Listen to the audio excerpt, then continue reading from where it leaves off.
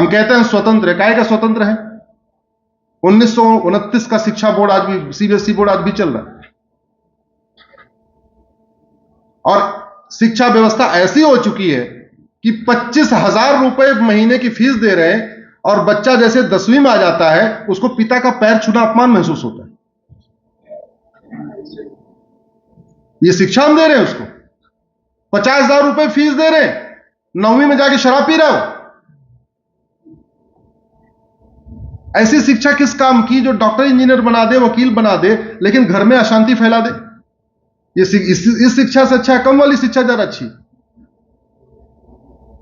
लेकिन वो शिक्षा का मतलब विदेशी शिक्षा, भारत की शिक्षा नहीं। भाषा का मतलब विदेशी भाषा, भारत की भाषा नहीं। तो जब तक ये गुलामी की मानसिकता नहीं खत्म होगी, तब तक संविधान की मूल भावना जो हम अचीव करना चाहते हैं वो अचीव हम नहीं कर पाएंगे। हम कहते हैं भारत स्वतंत्र है, शिक्षा व्यवस्था गुलामी वाली, चिकित्सा व्यवस्था गुलामी वाली, प्रशासनिक व्यवस्था गुलामी वाली, पुलिस व्यवस्था गुलामी वाली। मतलब हम इतना तक नहीं कर पाए कि हम थाने को प्राथमिक सुरक्षा केंद्र तक घोषित नहीं कर पाए। जो हमें टर्म्स मिला था उस टर्म्स को भी नहीं बदल पाए। भाई थाने का प्राइमरी काम क्या है? सुरक्षा देना। तो कायदे से उसको प्राथमिक सुरक्षा केंद्र कहना चाहिए था। तो थानेदार के अंदर भी भाव आता कि यार वो सुरक्षा के लिए बना हुआ है, वसूली के लिए नहीं बना हुआ है।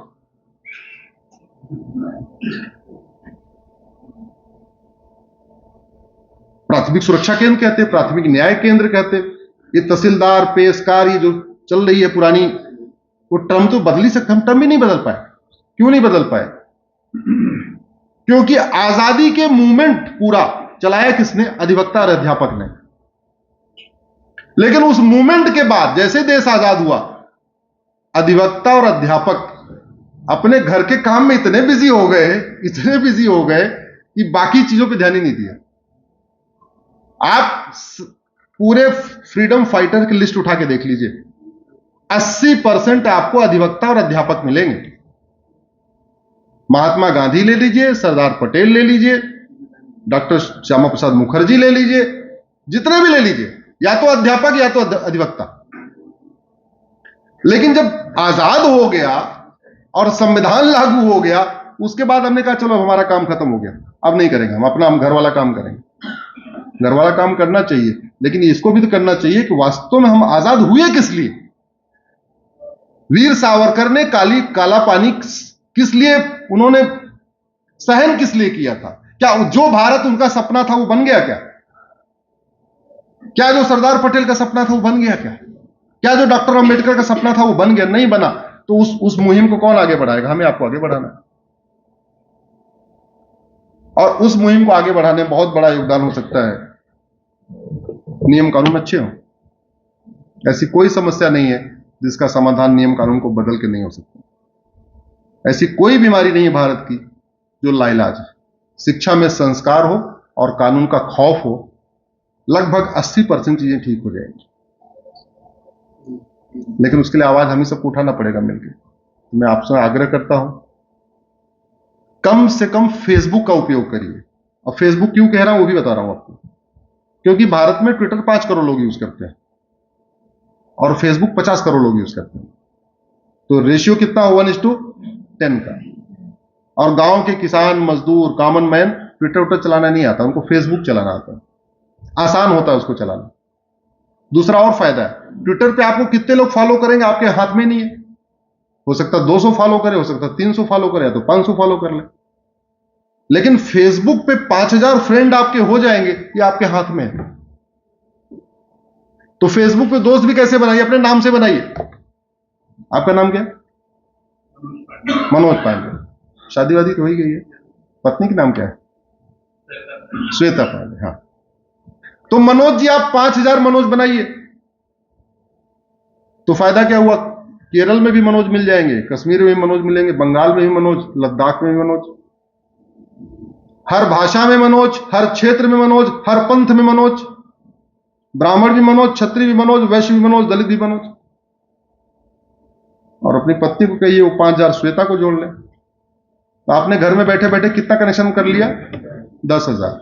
अब आपको जो बात ठीक लगेगी आपने अपने पे डाला, श्वेता जी ने अपने पे डाला, बैठे बैठे साकेत की बात पहुंच गई 10,000 लोगों तक। ये कर सकते नहीं कर सकते? इसमें कोई दिक्कत थोड़ी है, आसान है कि नहीं है? मेरा मानना है अधिवक्ताओं को ये काम अपने हाथ में लेना चाहिए, क्योंकि हम टॉर्च बियरर है। हमें कहा गया कि हमारा प्रोफेशन बहुत नोबल प्रोफेशन है। बार काउंसिल ऑफ इंडिया ने रूल निकाल दिया, कोई सैलरीड आदमी वकालत नहीं कर सकता। रूल है ना, रूल 49, बीसीआई रूल 49। तो जब बीसीआई का रूल देखा तो मैंने एक पीआईएल फाइल किया। हमारी बात वहीं सुप्रीम कोर्ट ही पहुंच जाती पीआईएल पे। मैंने कहा कि भाई बार काउंसिल रूल ये कहता है कोई सैलरीड आदमी वकालत नहीं कर सकता, और सांसद और विधायकों को सैलरी मिलती है, तो सांसदों और विधायकों के वकालत करने पे रोक लगनी चाहिए। होनी चाहिए नहीं होनी चाहिए?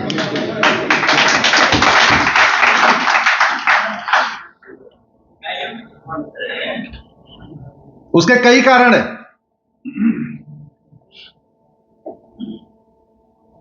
पहली बात तो एमएलए एमपी के पास इतना खुद ही काम है, वो अपना वाला काम कर ले। जिस काम के लिए उनको वेतन मिलता है, भत्ता मिलता है, गाड़ी मिलती है, फ्री एयर टिकट मिलता है, फ्री रेल टिकट मिलता है, मंदिर में वीआईपी दर्शन की व्यवस्था मिलती है, तो पहले वही वाला काम निपटा लें, फिर ये वाला काम जब उधर से रिटायर हो जाए तब करें। दूसरा, एमएलए एमपी पब्लिक सर्वेंट है, और पब्लिक सर्वेंट कोई वकालत नहीं कर सकता। बार काउंसिल रूल के हिसाब से कोई सैलरीड आदमी वकालत नहीं कर सकता। इसलिए इवन लॉ के प्रोफेसर जो कानून को जानते हैं वो भी वकालत नहीं कर सकते। सरकारी तो छोड़ो, प्राइवेट कॉलेज वाले वकालत नहीं कर सकते। वो कोर्ट मास्टर जो सुबह से लेकर शाम तक जज साहब के साथ बैठा रहता है, उसको भी काफी वकालत आ चुकी होती, जानता है वो भी। अगर उसका मन करे चलो छुट्टियां चल रही हम भी थोड़ा वकालत कर ले, तो नहीं कर सकता। दूसरा, सांसदों और विधायकों के वकालत करने में सबसे बड़ा खतरा है कॉन्फ्लिक्ट ऑफ इंटरेस्ट का। आप संविधान की शपथ लेते हैं, मैं भारत की देश की एकता अखंडता मजबूत करूंगा, और फिर आप एक आतंकवादी के लिए सरकार के खिलाफ खड़े हो जाते हैं। आप एक अलगाववादी के लिए सरकार के खिलाफ खड़े हो जाते हैं। तो वेतन आपको दिया जनता ने, आतंकवाद खत्म करो, अलगाववाद खत्म करो, और फीस मिल रही आतंकवादी से, हम आतंकवादी को बचाएंगे। ये कॉन्फ्लिक्ट ऑफ इंटरेस्ट हुआ कि नहीं हुआ? वेतन कौन दे रहा है? जनता।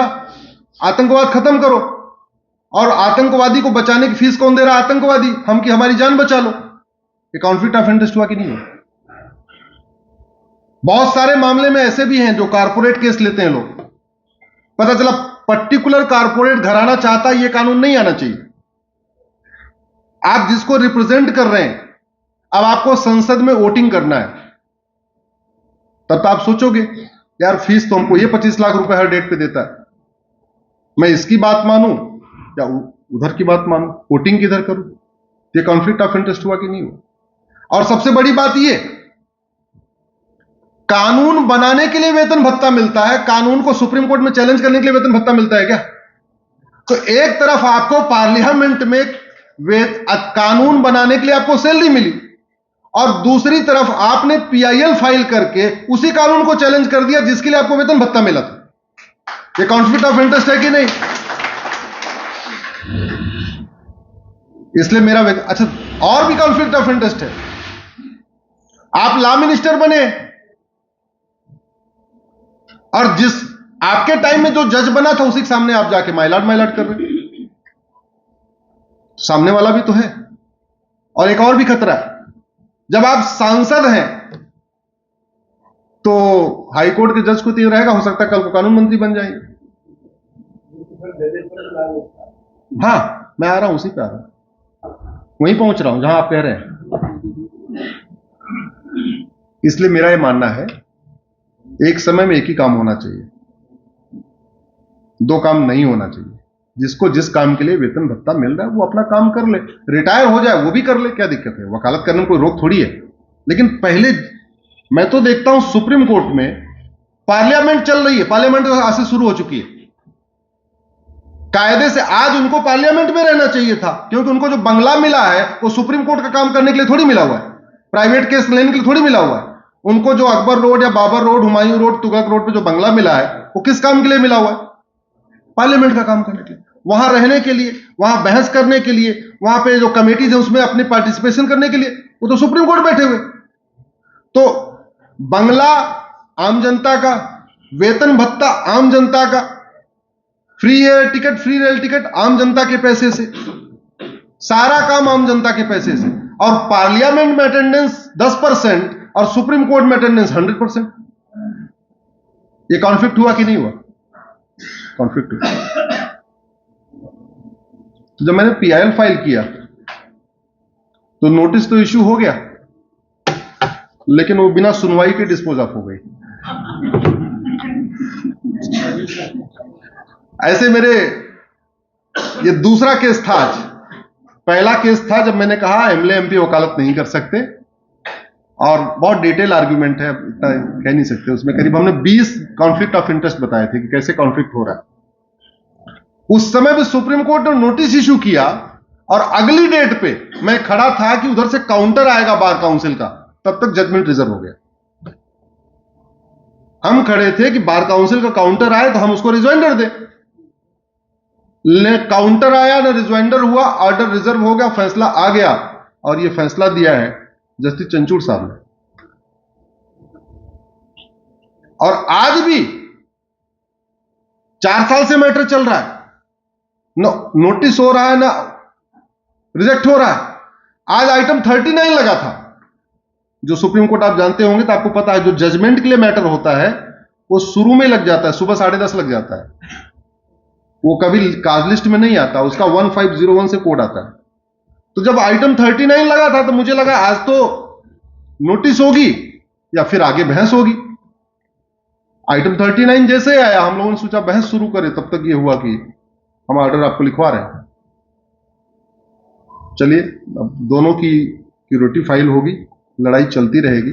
लेकिन मेरा ये मानना है, हम सब लोगों को, हमारा एक नैतिक कर्तव्य है। परिवार तो हमारे लिए प्राइमरी होना चाहिए, लेकिन समाज हमारे लिए बहुत ही आवश्यक है।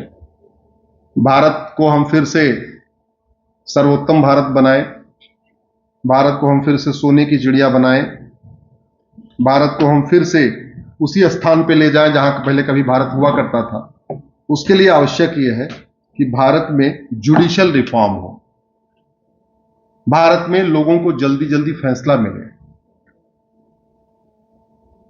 हम लोग चूंकि मुकदमा लड़ते हैं, हमारे घर में मुकदमा नहीं होता तो शायद हमें उसका कई बार पेन पता नहीं चलता कि हमारे घर में वास्तव में मुकदमा लड़ने का पेन कितना है। लेकिन पेन तो है किसी गरीब की जमीन पे। और इस स्लो जुडिशियल सिस्टम का जो सबसे बड़ा नुकसान होता है वो गरीब के ऊपर होता है। दो पक्षों में एक पक्ष चाहेगा मुकदमा लंबा चले और एक चाहेगा जल्दी फैसला हो। जो दोषी होगा वो क्या चाहेगा? मुकदमा लंबा चले। जो बलात्कारी होगा वो चाहेगा मुकदमा लंबा चले। जो हत्यारा होगा वो चाहेगा मुकदमा लंबा चले। और मुकदमा लंबा चल रहा है तो ये जो जुडिशियल सिस्टम है ये अपराधियों के पक्ष में है या सही भारतीयों के पक्ष में? आप बताइए। बलात्कारी चाहता मुकदमा लंबा चले, आतंकवादी चाहता मुकदमा लंबा चले, हत्यारा मुकदमा चाहता लंबा चले, ड्रग स्मगलर चाहता मुकदमा लंबा चले, ह्यूमन ट्रैफिकिंग करने वाले चाहते हैं मुकदमा लंबा चले, और मुकदमा लंबा चल रहा है।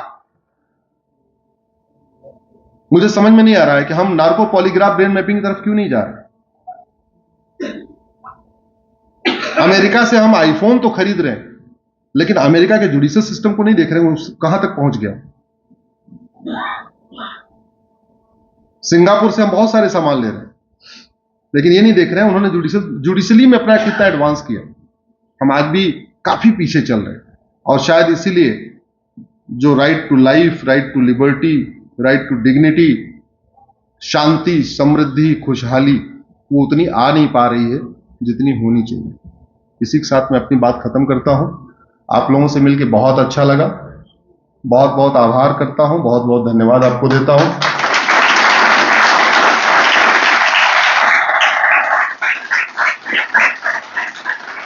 एक काम कर ले, एक नारा लगा ले क्या? तो खड़े होइए, फिर लगाते हैं। जरा भैया हमारे बंधुओं के साथ है, थोड़ा सबको जरा फिल्मा लीजिए, थोड़ा से सबके ऊपर चेहरे पे जाना चाहिए। मैं आगे आगे जो बोलूंगा आपको पीछे से कहना हमें चाहिए आजादी। ये जेएनयू का नारा नहीं है, ये जेएनयू का ही है, लेकिन हम इसको यूज करेंगे।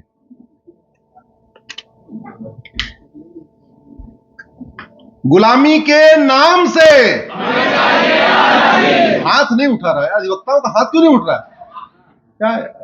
गुलामी के नाम से, गुलामी के निशान से,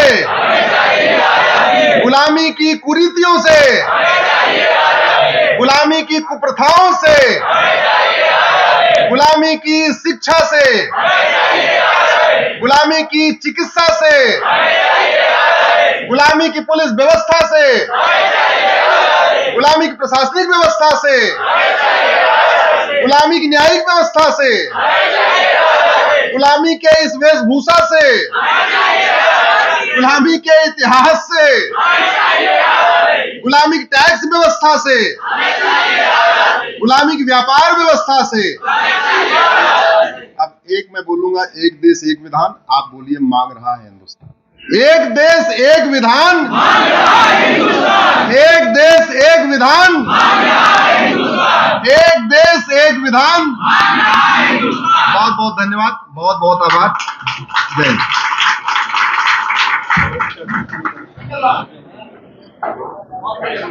सर आपका बहुत